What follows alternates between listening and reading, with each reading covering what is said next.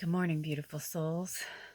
I'm kind of enjoying these early morning little videos with you guys. I know I'm not always, coiffed and perfect, but I think there's some beauty in that too. Why wouldn't I use this beautiful sunlight to my advantage? So, in real time today, it's Wednesday. It is November 22nd, and we are going out of Scorpio season and into Sagittarius season. Um, I live with my husband, so he's going in and out. Sorry.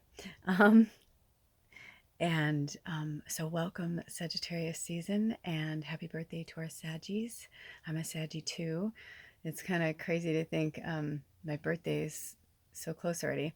Actually, Anna's birthday is really close, December 1st, isn't it, Anna? So happy birthday. And yeah, so, I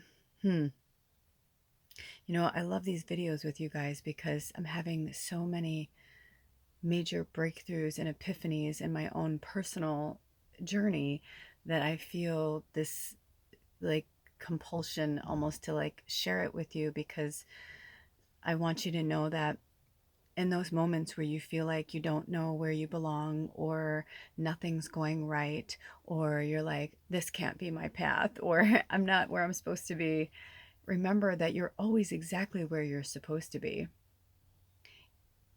And if it's uncomfortable, be excited, because when you're in the uncomfortable, that means that something is shifting and changing in you and in your world around you.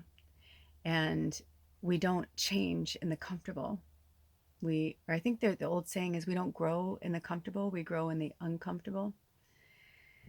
And I remember years ago, my mom had spoke about how I was going through a really rough time, one of many depressions, suicide, thoughts and all these things, and not wondering, not understanding who I was or where I fit in or why I was here or what my purpose was. And a woman, an elder from my mom's church, said to her, she just needs to bloom where she's planted. Like wherever she is, that's where she needs to be. And at first I didn't really like it, because I was like, I didn't want to be where I was, But then the more I thought about it, I thought it is really true, because it doesn't mean that you won't grow seeds, that you won't drop seeds once you're planted and you bloom, and the seeds can fly away somewhere else, but in the moment, in the time, wherever you are, there's a reason why you're there and why you're meant to work through it. So we only have, what, 5 or 6 weeks left of 2023. And I encourage you to take some time to relax, look back on everything that's happened, everything that's transpired over the last year. What of it was beneficial and helped you grow? And I mean, it's all beneficial, but you know what I mean? And what of it did you try to make grow, but it wasn't bearing fruit? Is there something that would be, like maybe it's not time yet, or maybe, whatever hold on one second. Sorry about that. We're still in the tiny home and things are getting kind of loud. I just didn't want you to have to pick up on that. So let me get back to what I was saying. So you know what I mean? Like what worked for you this year? Like where is their growth? And in what area are you looking to put growth? And because wherever attention goes, energy flows. So if you love painting and you want to turn it into a way for you to have a life and an income, then start painting. If you want to be a writer, keep writing, keep writing. Just keep writing and keep submitting things to all. You never know, put things out into the universe. And sometimes it doesn't mean a no, it just means not right now. So it just means you're meant to focus on something else. And I saw something earlier.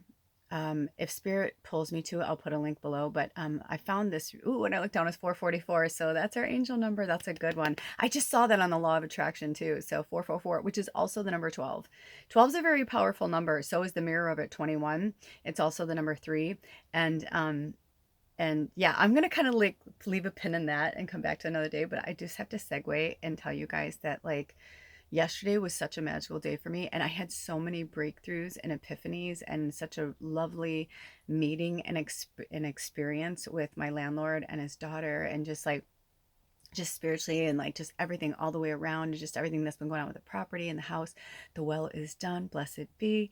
And he's like, I rebuilt that thing from the ground up. He's like, it's gonna work, you know. And so we tested it. It's working great. It's amazing. So we're excited to kind of see where that goes. But also, Alder and I have been having epiphanies about other things, so stay tuned. 2024, I think, is going to be an exciting year for all of us.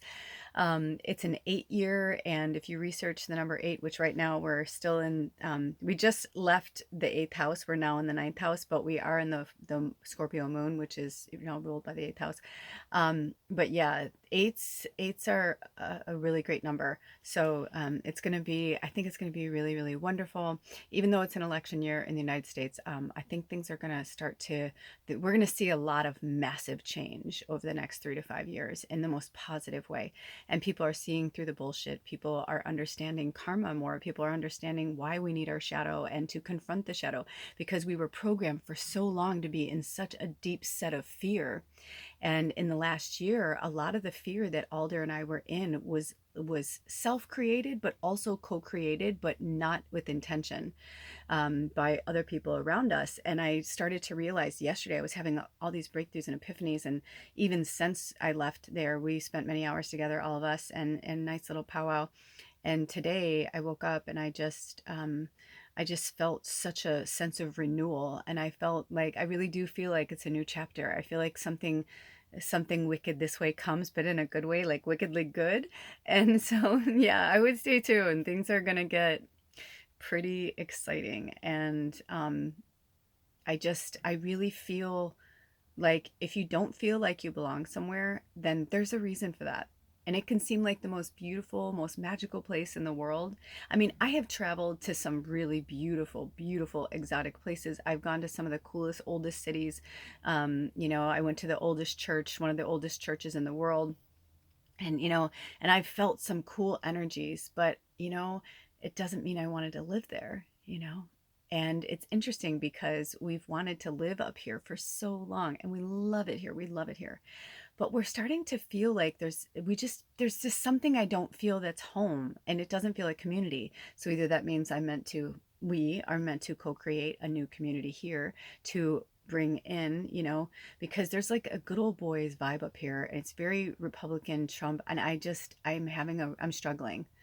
So, you know, but if I'm meant to be a light bearer and a leader, fuck yeah, bring it on. Because I never shied away from anything before in my life. Because when shit gets hard, I keep going. And I may fall down, I may cry and boohoo, and I may fucking curse the world, but I'll get back up.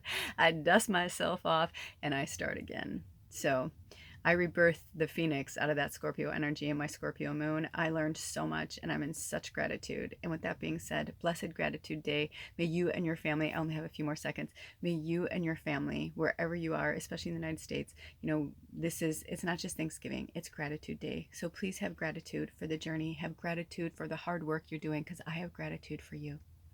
Until next time, take really good care of yourselves and each other, and I promise more updates. And I also have a new pick a reading coming soon. I don't know when, but I pulled the cards the other day. I love you.